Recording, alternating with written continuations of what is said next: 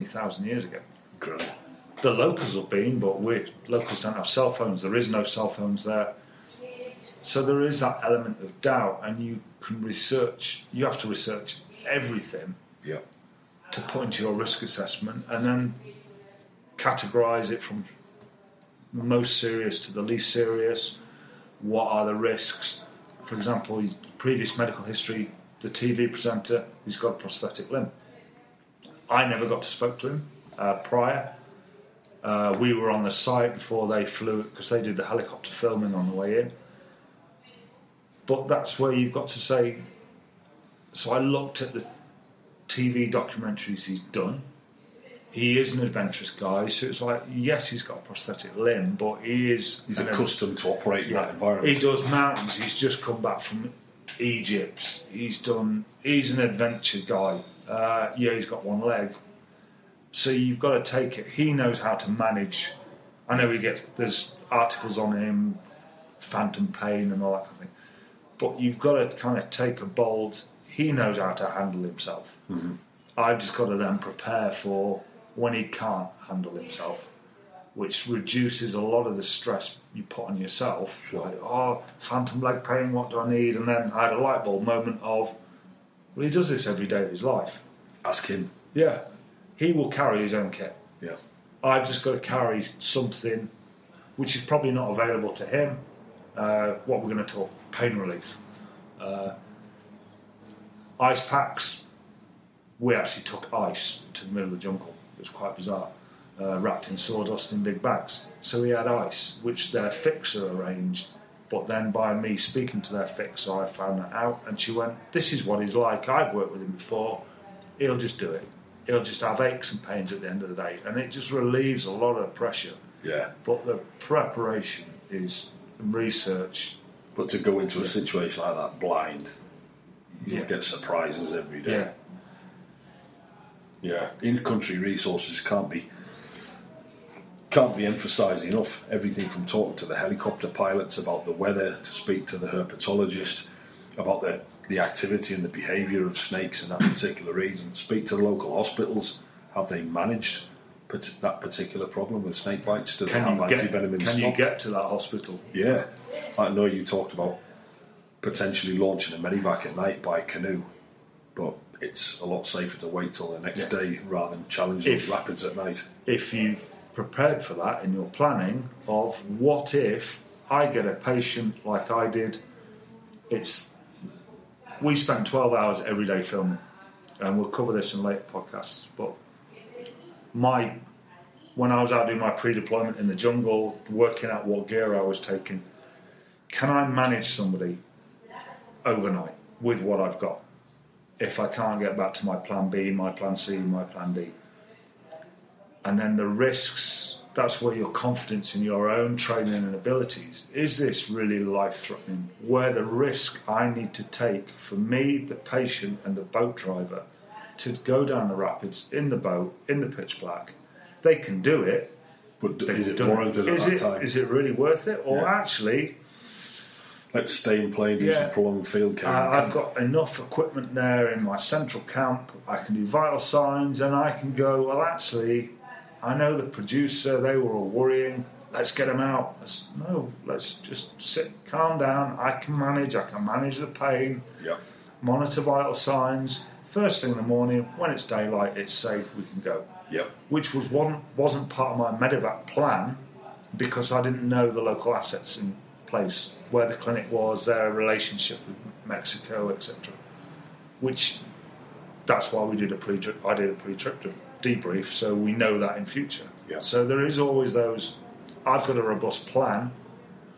It was the best I could have for that area. Based on the information. Based on what we had, and it would have worked. However, we had a cheaper, easier option. Okay, let's jump in a boat and go down here. Yeah. And it's that ability to... So then you enter in, from your formal risk assessment comes your dynamic risk assessment, doing it on the hoof as the circumstances change.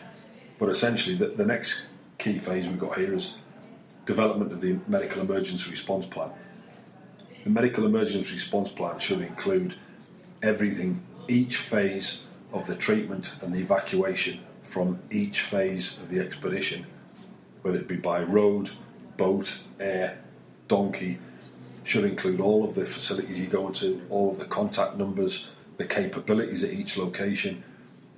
You can't always test the communications in that area ahead of time unless you know people that have been there or you've done reconnaissance yourself. But you should have a medical emergency response plan, not just for the main activity at the main base camp, but for each phase of the insertion extraction, because it will differ. You may have great satellite communications at the base camp, but further around the river in a canyon you may have no communications at all. Now, certainly in places like Kurdistan, Iraq, we had a fixed medical emergency response plan. It was tried and tested, but there's always that day when Murphy's Law strikes and things are different. Like Eid, the hospitals were closed, we had to bounce around the alternates, plan B and plan C. Like you say, in the red environment, the environment's challenged and it's changing all the time, so as you experienced, you might need to adapt that and amend it slightly based on what's going on. If the water conditions change, the light changes. The way because it was sort of, I know you were saying response plan, and it's like I'm trying to work this out because we're in the middle of nowhere. The way I did it was, we were well up in the jungle. However, the nearest city, which is where we started from, they do have an A&E. Not what people listening to class as an A&E. It's a hospital with medical personnel there. So my response plan was based on getting people back to the city.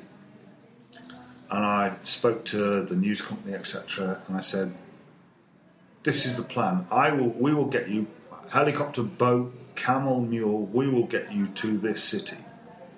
I will then, once it's activated, I want the aeromedical helicopter, which obviously is private, to come to there.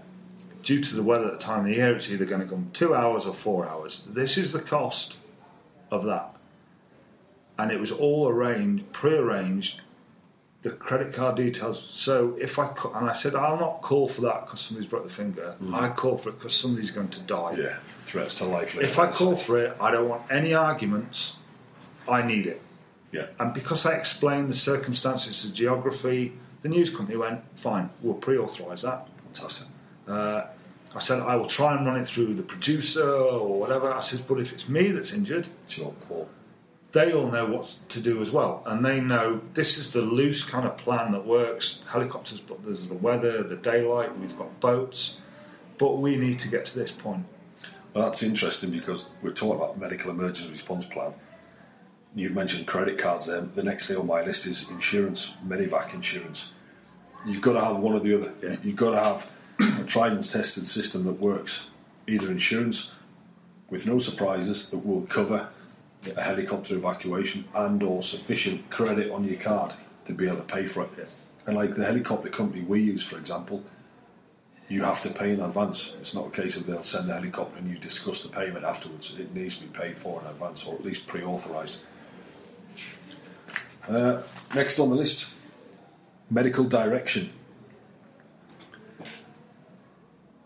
Gold standard is to have medical direction on and offline. So you've got your offline protocols, your guidelines, then you've got the online medical direction. The medical director will give you some pre-guidance prior to deploying. Maybe he's got some experience in that particular environment, or he can advise you on what you might need to do to prepare. But it should be available online to give you a little bit of direction, encouragement, motivation, maybe a differential diagnosis by telephone.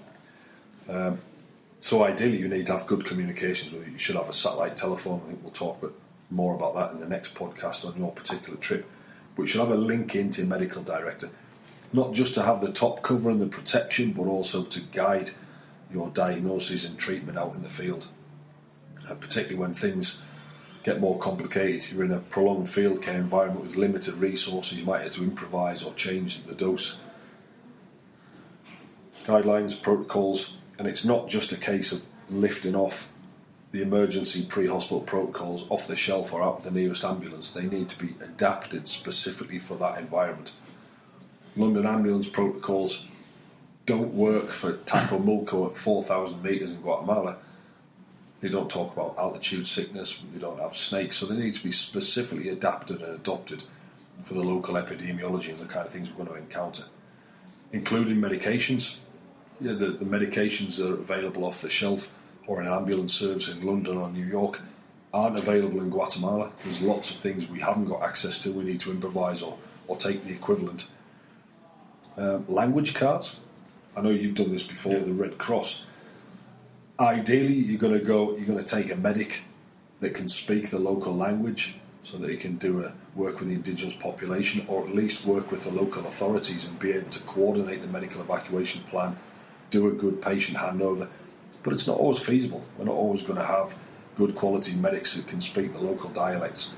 So maybe take a sign language card to indicate what the problem is, where the problem is. You can communicate with the patient or communicate in the hospital. I think there's resources on the Red Cross website. Yeah. I this last job, I took my, possibly borrowed from the Red Cross, the picture book, because at 2 a.m. when everyone else is asleep, she didn't speak Spanish. She kind of spoke a version of Guatemaltecan Chapin Spanish, and even the fixer, who spoke fluent Spanish, she lives in Mexico from Australia, she would have to communicate through the husband to speak to her. But at 2 a.m, everybody's asleep but me and my patient. And the simple thing like the Wong-Baker pain scale, I could point to that at 2 a.m. by candlelight or head torch, and she could point back to it. Yeah. So something as simple as that one diagram. It's a simple paediatric tool, but it's perfect for that kind of situation. Happy face, sad face. Where are you? And she's sad face. Do you need more tramadol? Yeah, now you're medium happy face. But something as simple as that allowed me to communicate without waking her up. Yeah. And it's something, unless I'd ever come across it before, you'd never think of. I know in the military, when we were doing boarding ops, we used to have picture cards, because you can come across any nationality. But I took it just by, it was in the same bag, not by pre-thought. And with afterthought, it was like, I'm glad I did. Should be on your packing list from now on. Well, that's a really good point, though. Medics should be self-sufficient where possible. Should be able to live comfortably, survive, care for others, without being a drain on other people's resources. And by not waking the crew up all night to do your vital signs checks, they were well rested the next day. They could have a good feed. They weren't going to become a casualty or have any accidents because they were sleep deprived. And this is almost like, if you think an expedition, filming, whatever, it's almost like the military. It has a specific aim for you to be there. And we've kind of got to support that aim. It's almost like TACMED. We've got to support the camera crew, the expedition leaders, without affecting, because somebody's paying for this. The bigger picture, you've got to consider the bigger picture and keep that moving. Yeah, and they've still got to film tomorrow morning at a specific time to get the same light as they had yesterday, all that kind of thing. If they're tired because you've had one of them up all night, they're not going to achieve what they're being paid to do, the company's paying them to do, etc., etc.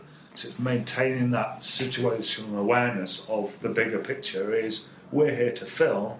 Yes, I had a particular patient, but I need to manage that so it doesn't affect the ultimate aim, which comes back to who you're responsible for. It's not going to slow down the whole operation. Because I said when we got there, am I looking after the camera crew and the production crew only, or the production crew, the 7 chefs, the 15 porters? Because that affects what I have to carry. Well, you need to define the parameters in advance, and then you need to define the sub-parameters. Okay, I'm responsible for everybody, but in the event I need to evacuate somebody with acute abdomen, who cares for the rest of the group? Yeah, which we discussed once we were there with the producer, because I tried doing it, but it was obviously I was working through their main office in the UK, so they're not speaking to the guys on how they want it running, and it's just that sit down for I was fortunate, I flew up with the assistant producer and the fixer, and we sorted all this out over a bottle of rum.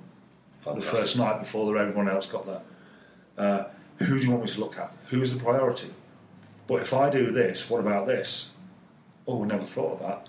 And I went with a list of questions that they answered before we got on the 4x4 for the 8-hour trip across the country. Fantastic. But it's all down to your research and the topics that you just covered. Board blast all of the possible scenarios. There's always going to be scenarios that fall outside of that, but the more you can look at what can go wrong, what's your plan A, what's your plan B, what's your plan C, you might be able to fly in, but then the weather closes in, you have to drive back. What if you can't drive back because there's a flood